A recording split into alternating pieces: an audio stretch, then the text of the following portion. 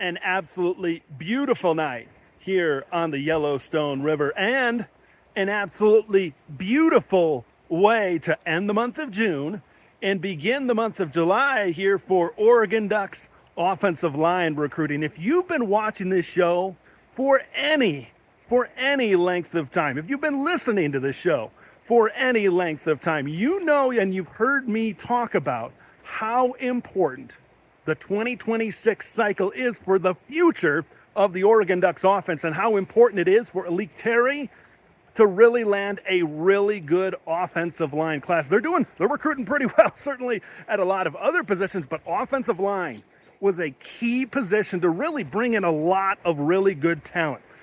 I'm going to start first with the news of the flip of Koloi Keli. 3-star interior, that's very key, interior offensive lineman. He flipped from Cal to Oregon. Now, when we talk about Oregon Ducks offensive line recruiting right now in 26, it's really been about offensive tackles, right? Cody Green was committed early. He, of course, flipped to Washington. We've talked about that. You talk about somebody like a Jackson Cantwell. All right, Oregon was certainly in the mix. He ends up at Miami. We've talked a lot about Emmanuel Ahinacho. Kelvin Obot has certainly been mentioned on this show as well. But the interior is really something that also certainly needs to be built as well. I really like Doug Utu, who's a true freshman this year from the 25 cycle. So that's certainly important to be able to build the interior. So I have not watched any of Koloi Keli and his tape right now, but it is important to be able to establish that interior. Now let's get to the big news. And this is Tommy Tofi. Tommy Tofi is a large human being, and I'm going to get to the size. I'm going to get to that Big Ten beef here in just a moment. But he decommitted from Cal, and we had kind of heard smoke that this indeed was going to happen.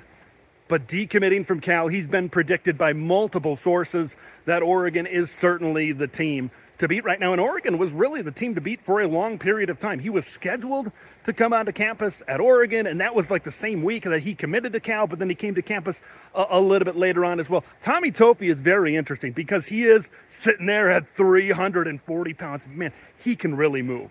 This has got me really excited because I think he's got an extremely bright future. If he indeed does end up at Oregon, I think that he has an extremely bright future. I love his combination of quickness. I love his combination of his size and his strength. And then you look at what's going on with Emmanuel Ahinacho, where Oregon certainly appears to be the favorite for his services right now.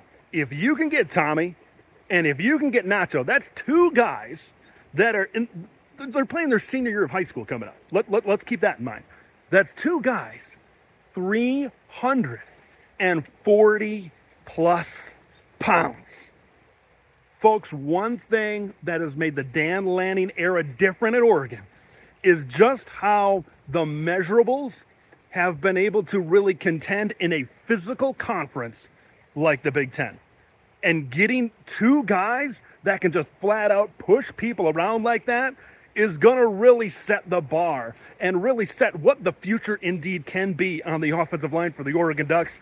And that gets me extremely excited. Now, there's been so many moving parts with this offensive line class right now, but let's kind of evaluate it a little bit. If they can seal the deal with Emmanuel Ahinacho, which his commitment date could be certainly a lot sooner. It could be coming up here fairly soon. If they can close the deal with Tommy Tofi, Calvin Obot is still a possibility.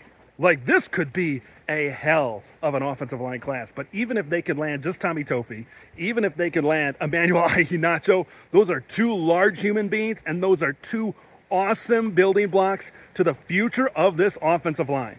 I think the recent developments should have Oregon fans very excited about what this O-line can certainly be. I'm excited. We've seen what's happened with Josh Connerly and what they've done developing him. We've seen what they've been able to do with some transfer offensive linemen. And I've said this on a recent edition of the show, it's that reload culture. It looks like that's what may be happening on the offensive line. Beautiful night on the Yellowstone River. Thought I'd check in on the latest news. This has been another scenic edition of That Show Out West.